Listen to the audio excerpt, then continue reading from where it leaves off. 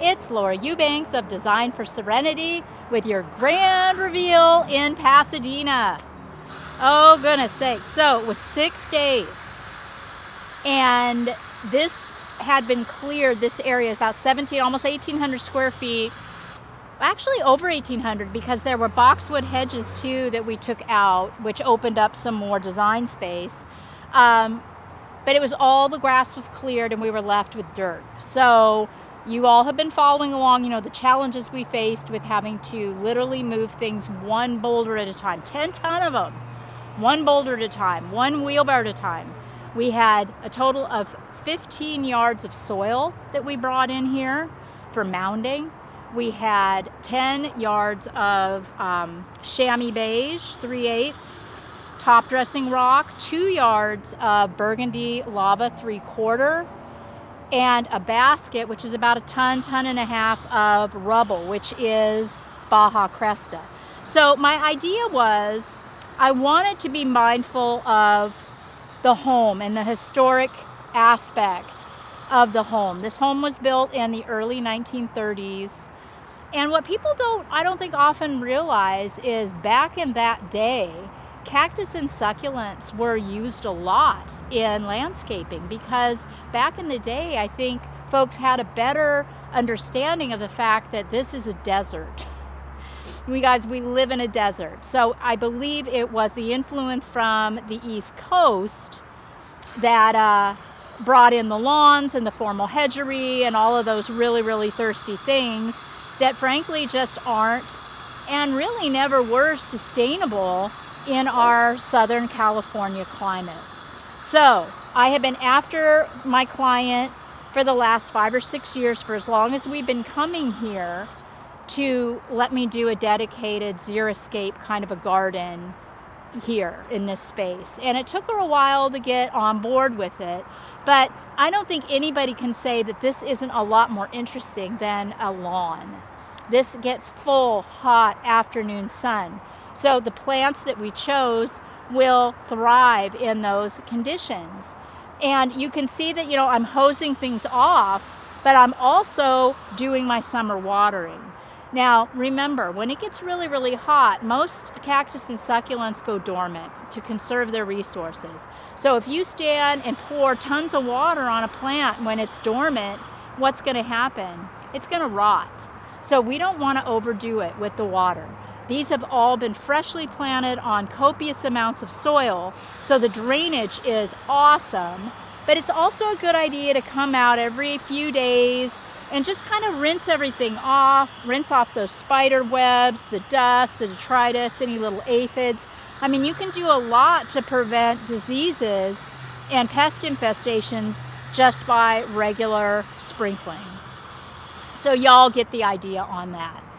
Most of these plants came from Brandon Bullard from Desert Theater. I wanted to provide my client with a really mature specimen garden right out of the gate. So we spent a lot of money on these plants. I put in only one portulacaria this time. I'm trying to evolve, and there's so many portulacaria in this garden, and they require a lot of maintenance because they kind of take over. And this was really the only spot in this install that I felt could really benefit from the spill of that portulacaria afra variegata. The rest of the plants are just going to continue to bask in this beautiful 10A zone and be fabulous. I am so excited to come back here in a year and show you the growth.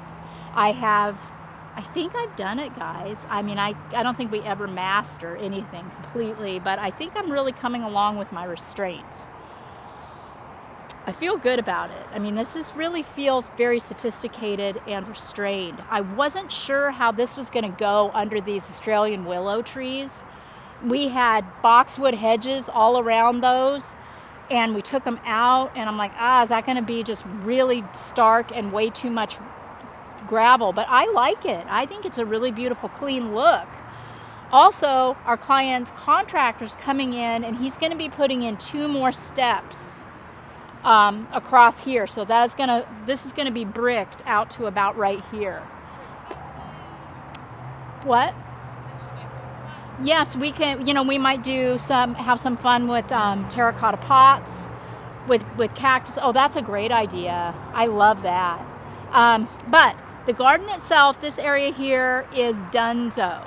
So another thing that we did is we picked off the Southwest brown gravel that we had in the barrel colony area, and we pressed it into service in another area of the garden, and I put the burgundy lava there instead so that we could tie all this together.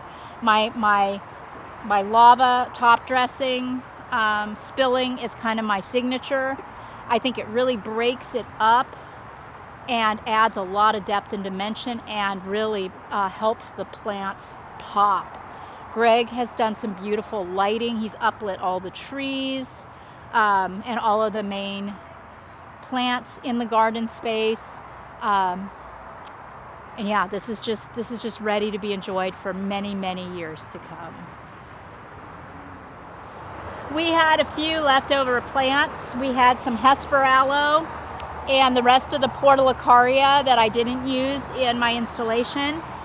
So we planted them right at the edge of the terraces. Our client affectionately refers to this as the Great Wall of Pasadena. But it's going to be great. It's going to be great. The construction's top notch, and it has opened up so much planting space for our client to plant all of her beautiful Australian plants. You know, I'd like to take this opportunity also to thank Christine and Lisa and Mary, our new Los Angeles cohort that came up to help us with this installation. They came in absolutely clutch. Really, guys, you have no idea how much work this was over 6 days. I had Hannah, Greg, Cullen, Kevin, Miguel, and Haley, myself, and everybody brought their A game and worked so hard, and I am so pleased with the results. So we're going to have Christine come and take care of this once a month, and then I will be back with a larger team once a year for some heavy lifting. And that about does it for Pasadena. This has been Laura Eubanks of Design for Serenity, thanking you all so much for following and subscribing and commenting and sharing and all the great things you do with your grand reveal. See you later, guys. Bye.